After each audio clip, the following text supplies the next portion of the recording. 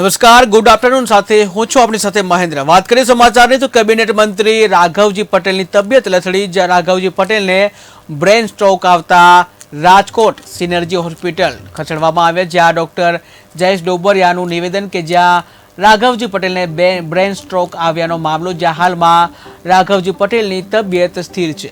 રાઘવજીભાઈને BP અને diabetes કંટ્રોલમાં, જ્યાં ધારાસભ્ય રમેશ ટીલાળા માર્કેટિંગ યાર્ડના ચેરમેન હોસ્પિટલે પહોંચ્યા, સ્ટેન્ડિંગ કમિટીના ચેરમેન પણ પહોંચ્યા હોસ્પિટલે। તો કેબિનેટ મંત્રી રાઘવજી પટેલને બ્રેન સ્ટ્રોક આવતા જે રાજકોટ હોસ્પિટલ ખસેડવામાં આવ્યા છે, જ્યાં તેમની હાલમાં તબિયત જે છે સ્થિર છે તેવું ડોક્ટર દ્વારા જણાવવામાં આવ્યું।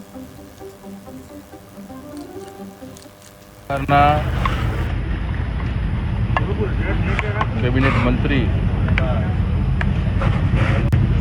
આદરણીય શ્રી રાઘવજીભાઈ પટેલ સાહેબને ગઈકાલે રાત્રે 11:30 કલાકે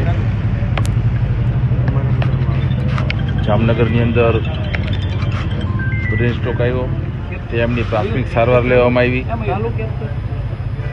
એમનું સ્ટેબલ છે, તો જેમને જે રાત્રે એમને જે બ્રેન જે કાંઈ ટ્યુમર થયું છે, હેમરેજ થયું છે, એ રાત્રે જે પરિસ્થિતિ હતી એ પરિસ્થિતિ અત્યારે સ્ટેબલ છે અને એમની જે કાંઈ સારવાર હોય એ સારવાર શ્રેષ્ઠમાં શ્રેષ્ઠ જે કાંઈ સારવાર કરવાની હોય એ સારવાર ચાલી રહી છે। અને હમણાં જ ગુજરાત પ્રદેશ ભારતીય જનતા પાર્ટીના અધ્યક્ષ આદરણીય શ્રી આર પાટીલ સાહેબે પણ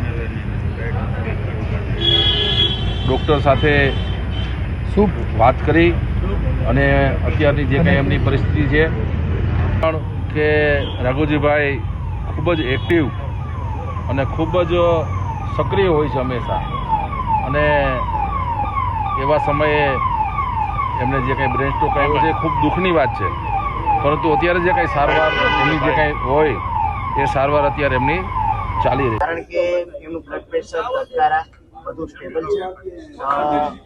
મેડિકલ પોઈન્ટ ઓફ વ્યૂ હું વાત કરું છું કે આવા કેસની અંદર શરૂઆતના 2 થી 3 દિવસ અમે ખૂબ જ ધ્યાન રાખતા હોઈએ છીએ। બ્લડ પ્રેશરથી માંડી અને બાકીની ઘણી બધી વસ્તુઓ અમે મોનિટર કરતા હોઈએ છીએ, અને શરૂઆતના 2 થી 3 દિવસ જો વ્યવસ્થિત થઈ જાય તો પછી ઘણું જ સારું, એટલે કે ફરીથી એક નોર્મલ માણસ જેવું આપણે જીવન વ્યતીત કરતા હોઈએ છીએ।